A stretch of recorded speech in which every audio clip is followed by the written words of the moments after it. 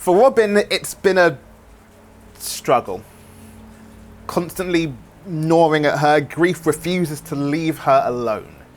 Even invited itself to the funeral when her friends and family couldn't attend and had to watch online.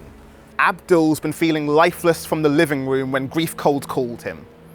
No amount of shielding could protect him from this, and grief dragged all the words out of Tyrone's mouth, left him unable to breathe, to cope, to feel for 24 hours.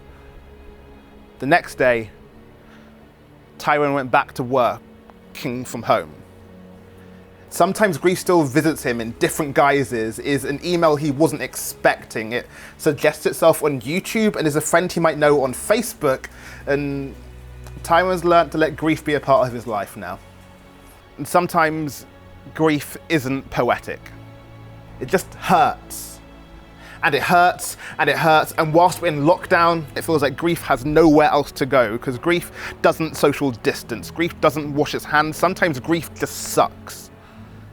And we go on, because we have to. Uniting in memory over loved ones we've now lost.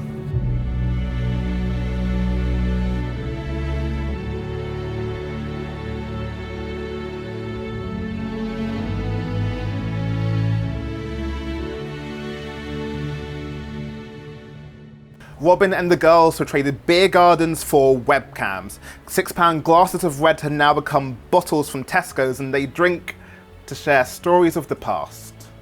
They're accepting virtual hugs in place of the real thing, and even invite grief in on the conversation, though they insist it keeps its mic muted throughout.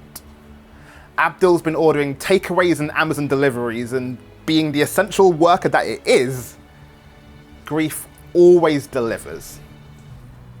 Abdul is coping. He's finding comfort in retail therapy over the real thing. And Tyrone writes, knows grief only came to visit when a friend he hasn't seen for 2 years was taken from him, and was surprised at how intrusive grief was annoyed when grief took over the house until he saw that grief invited over remembrance. And whilst trading tales over WhatsApp in lieu of drunken strolls down memory lane doesn't quite hit right, it does help us unite. And sometimes grief just sucks. Whenever you lose someone, of course it will, so we take time to remember them. We need time to remember them.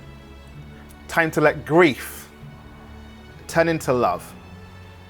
Ensure that their memories can live on.